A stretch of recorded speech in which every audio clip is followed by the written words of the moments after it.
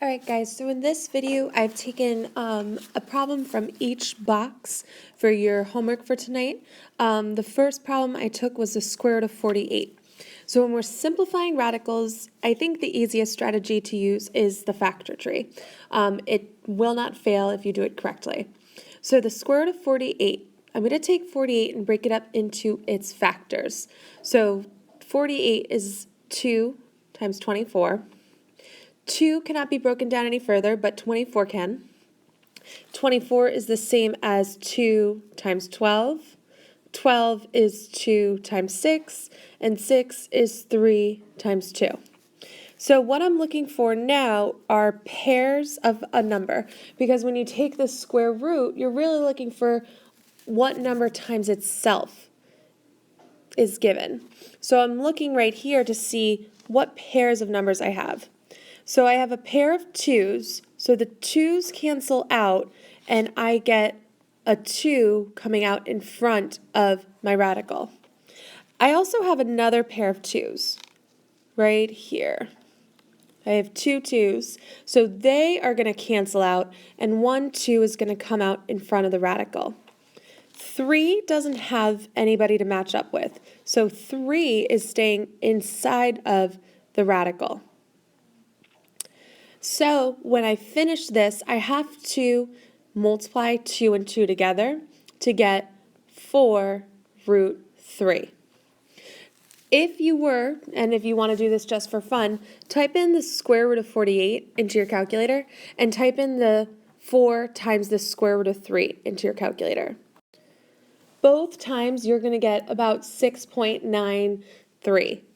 And that's because the two are equivalent. However, when we're simplifying radicals, we want to get it so that the thing inside of the radical is as simplified as possible. So the square root of 48 matches up with 4 root 3. Okay, so the next one I have is negative 7 times the square root of 80. Like I said, negative 7 is the coefficient of the square root of 80. So they're really multiplying each other. So what I need to do is I need to simplify the square root of 80. So I'm going to go ahead and make my factor tree. 80, and it doesn't matter which group of factors you start with. You're going to always get the same simplified expression. So the square root of 80, 80 breaks up into 40 times 2. 40 breaks up into 20 times 2. 20 breaks up into 10 times 2, and 10 breaks up into 5 times 2. You're going to always find like a lot of 2's, 3's, and 5's in these because we're breaking it down. This is really called the prime factorization of 80. It's all the prime factors of 80. So I'm looking for pairs. I have a pair of 2's that cancel to put 1, 2 outside of the radical. But the thing is, there's already a negative 7. So I'm just going to leave that negative 7 there. And I'm going to put my 2 that's canceled with my other 2 that's going to cancel because I have 2 pairs of 2's. And I'm left with my 5 on the inside of the square root symbol. And then to finish this up, I'm just going to multiply negative 7 times 2 times 2, which is going to give me negative 28. Negative 28 times the square root of 5. And that's my simplified radical. Okay, in the next box, I chose to take the square root of 63 and cubed. My suggestion with these is to go piece by piece. So I'm going to start by doing the square root of 63. And so I'm going to do my factor tree. 63 is the same as 3 times 21, and 21 is the same as 3 times 7. So I see that I have a pair of 3's that are going to cancel to give me a 3 outside of the radical, and the 7 who does not have a pair stays inside the radical. So the first part of my answer is 3 root 7. That's from simplifying the number 63. Now I need to simplify the square root of n cubed. So my suggestion to you is take the exponent and divide it by 2. Because remember, the square root is really the same as the 1/2 power. So I'm really taking half of 3.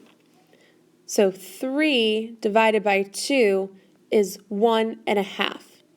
So to show that, to simplify that, I'm going to have 1n come outside of the square root symbol, and to show the half, 1n is going to stay in.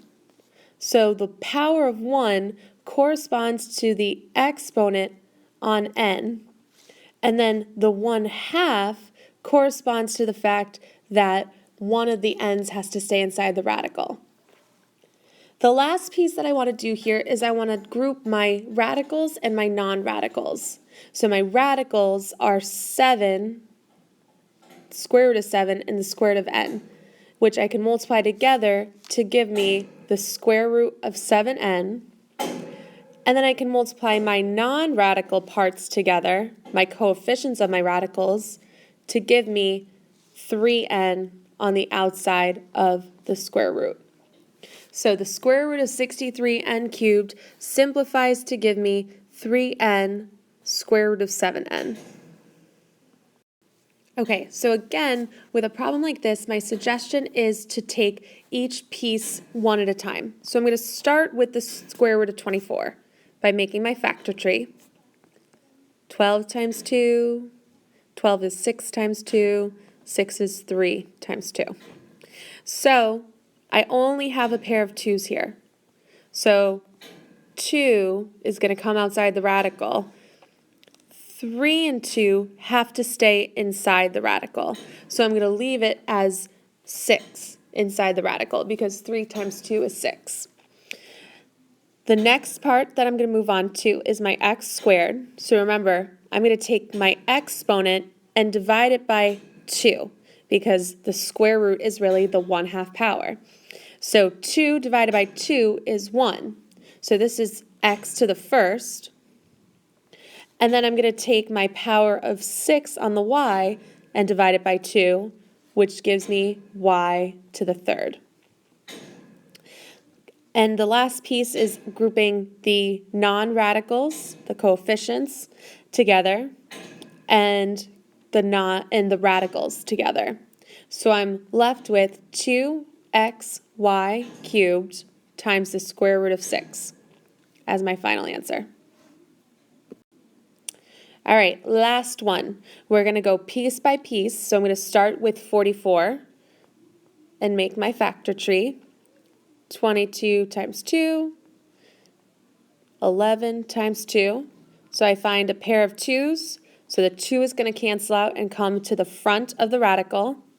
So the 4 in front of the radical stays there. That coefficient of 4 stays there. 44 breaks up into 2 times the square root of 11 because I had that pair of 2's and the 11 had no pair, so it stays in. And then I'm going to go to my exponents of my variables. So 6, x to the 6, I'm going to divide by 2 because the square root is the same as a half. So x to the 6 divided by 2 gives me x to the third. And then y to the fifth, I'm going to divide 5 by 2, which is going to give me 5 divided by 2 is going to give me 2.5. So the exponent on y, the y that comes out, is going to be 2 from that 2. And then the 1/2 tells me that I still have a y to the 1/2 power, which is the same as the square root of y. Let me just get rid of this to give me a little bit more space to finish up here.